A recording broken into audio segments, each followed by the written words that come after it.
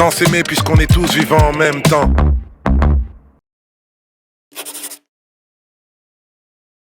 One Song, One Forest, c'est le premier programme. C'est-à-dire que c'est un programme, en fait, c'est un programme sur 3 ans, 9 projets terrain, 9 titres, 9 podcasts, 9 documentaires. Cette année, on fait un premier projet, donc là, dont on va parler ce soir, qui est un projet magnifique avec Oumou Sangaré et Youssoufa d'un côté, et puis le projet Eclosio. Et puis, bientôt, on créera d'autres programmes, par exemple sur les océans, comme One Song, One Ocean. On baigne dans un monde qui est purement cérébral. On est baigné à longueur de journée, de semaines, de chiffres les plus alarmants les uns que les autres. Donc je ne reviendrai pas là-dessus, il faut garder toujours espoir.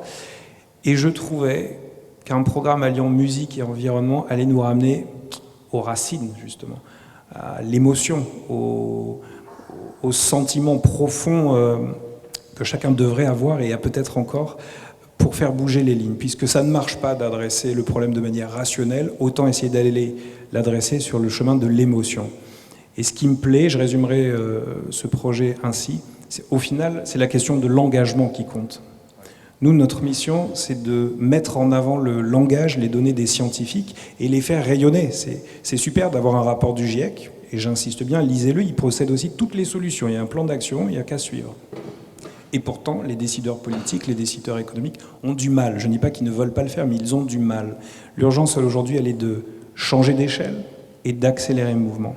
Si ça ne marche pas en appuyant sur le bouton du rationnel, en expliquant qu'on va dans un mur, et je pense qu'il est dans pas très très longtemps, si on ne fait rien, et bien alors autant cibler les émotions, tout en pensant aussi à l'approche business, qui est un autre sujet, mais que l'on développe par ailleurs. Et donc là, je pense que ce projet Mangrove répond à toutes ces dimensions-là, et c'est pour ça que la Fondation a décidé de s'engager corps et âme dans l'aventure. Il faut la science, bien entendu, parce que sans science, on ne peut pas mesurer, on ne peut pas cadrer, on ne peut pas avancer, mais il faut aussi de l'émotion, parce que c'est avec l'émotion qu'on a envie d'agir, et je crois qu'avec Mangrove Music, là on est en plein dedans. Oui, alors en fait c'est un processus d'abord de sélection, puisque la Fondation Prince Albert de Monaco a un comité scientifique, donc ils ont des projets qui remontent et ils les sélectionnent en fonction de critères qui sont extrêmement précis et drastiques.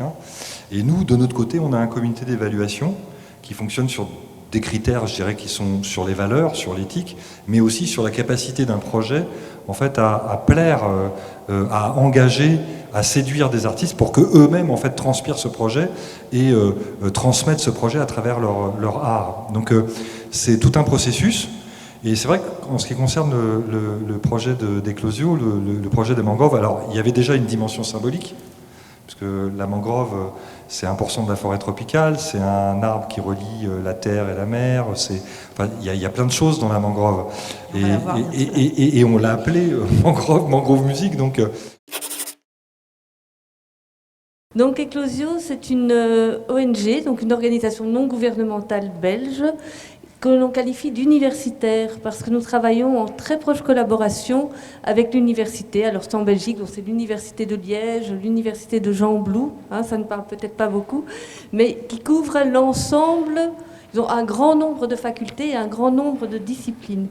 Alors pourquoi j'insiste un peu sur ça? Parce que c'est une caractéristique importante, c'est-à-dire que nous mettons ensemble, nous faisons travailler ensemble différents acteurs, différentes personnes. On a parlé, la Fondation parlait de l'importance de l'approche scientifique, de pouvoir travailler avec ces scientifiques, mais pas dans une approche de donneur de leçons, mais dans une approche où tout le monde peut se mettre autour d'un enjeu, y réfléchir et co-construire ensemble les choses. On travaille avec des petites ONG locales aussi, on travaille avec les autorités et on réfléchit tous ensemble et surtout on agit tous ensemble. Alors, dans le cadre du projet qui est associé au titre qu'on va écouter, on travaille entre la Casamance et la Guinée-Bissau sur les mangroves. Sur les mangroves, à l'échelle de ce territoire, de façon transfrontalière. Et pourquoi on l'a vu un petit peu dans le film aussi, mais donc l'objectif c'est de préserver cet écosystème de mangrove et aussi de permettre aux populations riveraines d'être plus résilientes face au changement climatique. Et donc on a 3 grands types d'actions, à la fois la préservation de la mangrove, aussi le reboisement quand c'est nécessaire, et puis l'augmentation des moyens de subsistance de ces populations. Et en fait, on travaille surtout à créer des espaces de gouvernance dans lesquels les populations peuvent être impliquées. C'est-à-dire que notre enjeu à nous, c'est pas de créer une petite oasis de biodiversité qui serait intacte et dont les populations seraient exclues, mais c'est vraiment qu'elles puissent participer à la gestion de ces espaces, de cet environnement, de ces ressources. Et pour ça, on travaille avec différents acteurs, dont les acteurs de la recherche qu'a mentionné aussi Sophie. Ça a beaucoup de sens. Ça a beaucoup de sens par son originalité, ça a beaucoup de sens parce que, comme ça a été dit plusieurs fois, c'est un moyen de sensibilisation et surtout de mise en action. Ça donne une envie de bouger.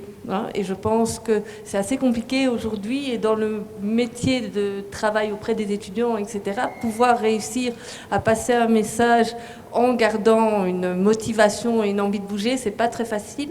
Et ça, c'est sûr que c'est quelque chose que nous offre ce projet et cette collaboration.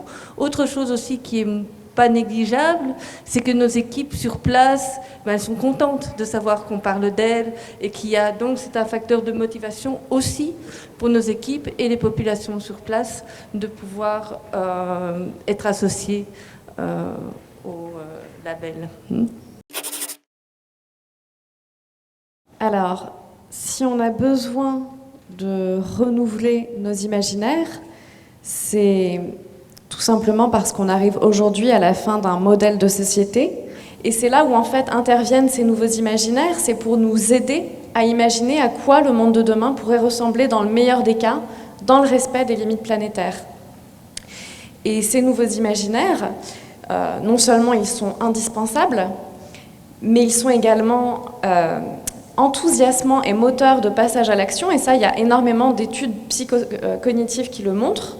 C'est-à-dire que quand on se met en situation d'étonnement, de surprise, de « oh », on dirait en anglais, AWE, eh bien, ça nous met dans une disposition de proactivité, d'ouverture, de générosité, de faire ensemble. Avec Imagine 2050 et l'aide de l'ADEME, justement, on a fait un travail que je rêvais de faire depuis des années, qui a été un travail de compilation des rapports de prospective.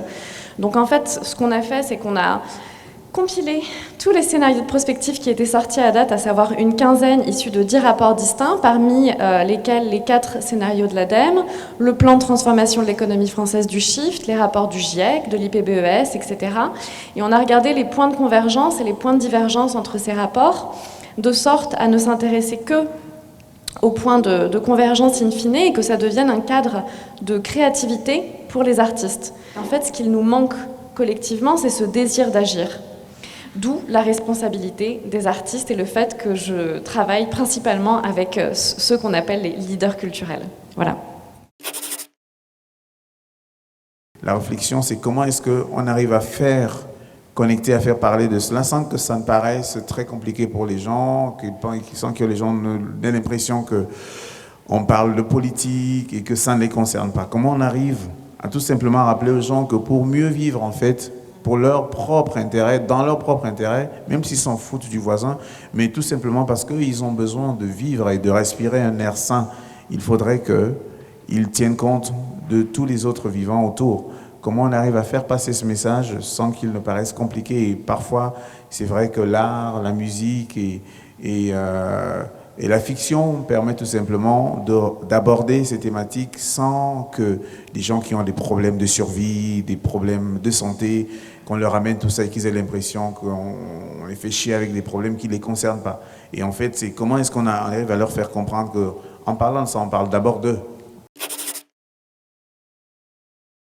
Oui, le pouvoir de l'oralité, c'est le pouvoir de la transmission orale. Alors en Afrique, dans les Afriques, parce qu'il n'y a pas qu'une seule Afrique, on a les griots qui sont des conteurs, des généalogistes. Tiens, il y a Doudou Sarr qui est dans la salle. Donc on va parler d'un album qu'a fait Youssou N'Dour en 1990, par exemple 7, qui veut dire propre en Wolof. Donc là où il y a une forme d'éducation qui se fait à travers des lyrics, à travers des textes, mais on l'a aussi dans l'oralité du XXIe siècle chez nous, ou du XXe siècle, avec, je sais pas, Midnight Oil de Beds Are Burning, ou Respire de Mickey 3D, ou bien aujourd'hui on est tous vivants en même temps avec Youssoupha et Oumou Sangaré.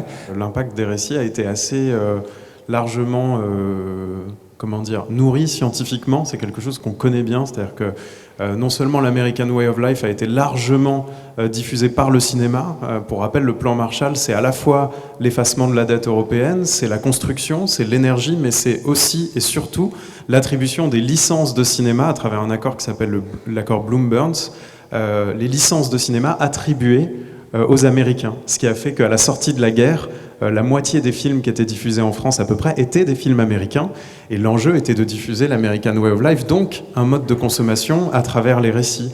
Et il y a eu des études passionnantes sur l'effet de certaines séries sur l'imaginaire collectif. Tu as parlé de Plus belle la vie, qui a notamment aussi sensibilisé sur les violences conjugales, mais on peut aussi citer par exemple la série X-Files. Les femmes qui ont regardé la série X-Files avaient, je crois, de mémoire 4 ou 5 fois plus de chances de devenir scientifiques. Donc c'est dire à quel point aussi les récits forment notre imaginaire, nous transforment, nous donnent des repères identitaires très forts. Et je ne parle même pas de l'autofiction, c'est-à-dire le récit que forment les réseaux sociaux et qui donne envie à la jeunesse de devenir Kylian Mbappé pour aller au Parc des Princes en char à voile, comme chacun sait. Donc voilà, tout ça est très important, ça veut dire que les artistes véhiculent à plein d'endroits ce qui est désirable. Comment créer un espace pour que les artistes pensent le monde, en fait, pour qu'ils nous fassent ressentir ce monde à travers leur art? Parce qu'en fait, l'idée... Alors, il y a 3 mots qui me viennent à l'esprit, c'est la liberté, la pédagogie, et puis... Alors, la pédagogie, en fait, faire de la pédagogie sans donner de leçons. Moi, je pense que, en fait, tout ça, c'est un mélange d'art, de science et de spiritualité. La spiritualité, on est dans une société en perte de repères où les gens sont en quête de sens, et je pense que chacun, on a notre propre spiritualité, notre façon de la vivre et peut-être de la transmettre. Donc il y a un élément là-dedans qui est très important. Ensuite, il y a un autre élément qui est en fait regarder le monde avec l'émerveillement. C'est un peu le regard de l'enfance, donc ça veut dire le jeu. Comment tu joues, comment tu apprends en jouant. On est des gamins qui apprenons en jouant. Donc nous, notre idée, c'est aussi de jouer. Quand on fait une fresque du climat ou une marche du temps profond ou ce que tu veux, ou que tu joues d'une certaine manière, tu apprends en jouant. Et en fait, quand tu apprends en jouant, ça devient ludique, donc tu fais de la pédagogie sans donner de leçons. Donc notre idée à nous, c'est de créer un espace de jeu. Moi j'appelle ça un terreau fertile, comme un jardinier, quoi, en fait, tu vois, où tu sèmes des graines et où en fait tu vas arroser à certains moments. En fait, on est un peu on n'est pas des chasseurs, on est des cueilleurs, quoi. En fait, je veux dire, on est des jardiniers et des cueilleurs. Et en fait, au bout du compte, on crée cet espace, on va mettre en relation les artistes avec des gens qui peuvent leur apporter des choses du point de vue en fait, de l'expérience. Donc il faut retrouver des repères, et c'est ce que tu dis, à travers la transmission, la pédagogie, sans donner de leçons, jouer, apprendre à regarder le monde, pas essayer de briller, mais avoir les yeux qui brillent. Enfin, je veux dire, d'abord avoir les yeux qui brillent. Et quand tu as les yeux qui brillent, en fait, tu vois les choses peut-être d'une manière un petit peu moins, comment on dit, distordue. Tu te rends compte qu'il y a des super belles choses dans des choses très très simples, et du coup les artistes, eux ils ressentent le monde, et quand ils ressentent le monde, c'est ce que dit Youssoupha dans le film tout à l'heure, en fait c'est une nourriture pour l'esprit, on va leur apporter une nourriture pour l'esprit, avec des scientifiques s'il faut, avec des écologues s'il faut, avec des chamans s'il faut, avec d'autres artistes s'il faut, on va jouer ensemble, et dans ce terrain de jeu, en fait, on va arroser des graines qui vont pousser et qui vont donner naissance à des textes. Et moi, je ne parle pas de musique engagée, j'aime bien dire que c'est de la musique engageante. C'est-à-dire, en fait, ça va toucher le cœur de quelqu'un, et cette personne va avoir envie d'agir. Soit en écoutant le morceau, ça va générer des revenus pour protéger, en fait, pour investir dans un projet terrain, soit en s'engageant lui-même, quoi, tout simplement. Samuel. Non, c'est juste pour rebondir sur le terme que tu as employé, que j'entends rarement dans le milieu de l'écologie, mais que je trouve très fort à titre personnel, c'est le terme de spiritualité. Et ça m'évoque beaucoup de choses à titre très personnel. Et j'estime que le rapport à l'écologie est un rapport spirituel. Il n'y a rien d'obscur dans tout ça. Ça veut juste dire qu'il y a un tout qui nous dépasse. Certains l'appellent la Terre, d'autres l'appellent, tu disais, ce qui est les vivants autour de nous. Donc il y a un tout qui nous dépasse. Mon action, elle a un sens éthique, parce que je suis engagé moralement et que je reconnais que dans ce tout qui me dépasse, il y a d'autres vivants et que mon action a un impact sur ces autres vivants. Donc ça pose la morale, ça pose l'éthique. Et ça, je crois que c'est le cœur de la spiritualité. Et la dernière chose, c'est de dire, je ne sais pas si ce que je fais est parfait, je ne sais pas si ce que je fais est profondément et parfaitement bien, mais je fais le pari que c'est la meilleure des choses à faire. Et ça, à une époque, on aurait appelé ça un pari pascalien, dans un autre rapport à la religion. Donc je fais de mon mieux en espérant que ce soit la chose la plus juste. Et c'est ça, avoir de l'espoir. Et je crois que dans ce que les artistes véhiculent, cette spiritualité-là, ce rapport à l'autre et à ce qui nous dépasse, il est crucial.